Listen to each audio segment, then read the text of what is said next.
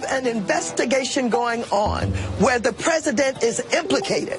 Does intelligence exist that can definitively answer the following question: whether there were improper contacts between the Trump campaign and Russian officials? We did not include any evidence in our report, and I say our, that's NSA, FBI, and CIA with my office, the Director of National Intelligence, that had any reflection of collusion between members of the Trump campaign and the Russians. There was no evidence of that included in our report. I understand that, but does it exist?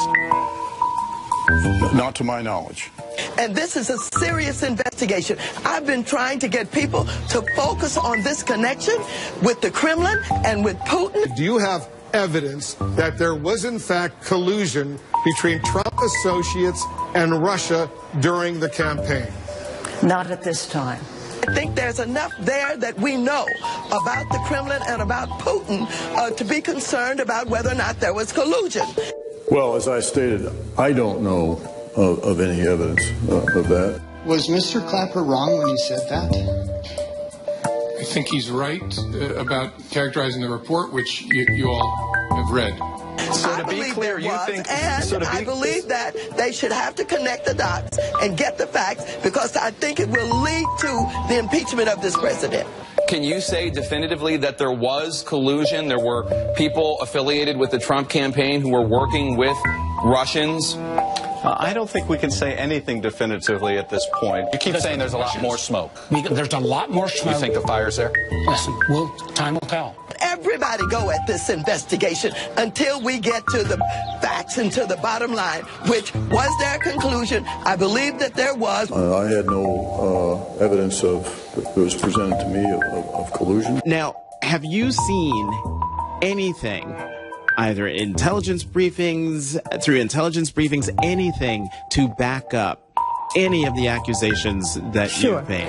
They have the documentation that they did the hacking. The hacking. On the DNC. Right. And on some of us, that But the collusion, though? No, we have not. Was their conclusion? I believe that there was. But the collusion, though? No, we have not. You've been in Congress a little bit, and you're in leadership. Have you ever met with the Russian ambassador? I'm not with this Russian ambassador, no. But is there anything wrong? I mean, is it normal to meet with ambassadors, or what?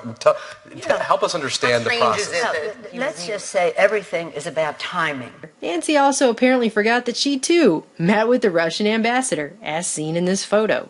The emails which were exposed by WikiLeaks revealed a very strong bias on the part of high officials in the Democratic Party for the candidacy of Hillary Clinton, and a very strong prejudice on the part of the same people towards the candidacy of Bernie Sanders, even though such bias and prejudice had been alleged by Sanders and denied by the Democratic National Committee. It even resulted in the resignation of the chair of the committee as a result of a unanimous request from the members of the committee and the intervention of President Obama himself. But in order to get this issue off the front page, the DNC and the Clinton campaign decided to blame, of all people, the Russians. They accused Vladimir Putin of being in cahoots with Donald Trump and having his intelligence services hack the DNC to expose emails to make Mrs. Clinton look bad and thereby benefit Donald Trump. But the Russians had nothing to do with it, because this week, a 30-year veteran of the National Security Administration, the NSA, the domestic spies who spy on all of us all the time, the former high-ranking NSA official who developed the software that the NSA now uses, which allows it to capture not just metadata, but content of every telephone call, text message, email in the United States of every person in the United States of America. This individual said, guess what? The NSA hacked the Democratic National Committee. Why would the NSA hack the DNC?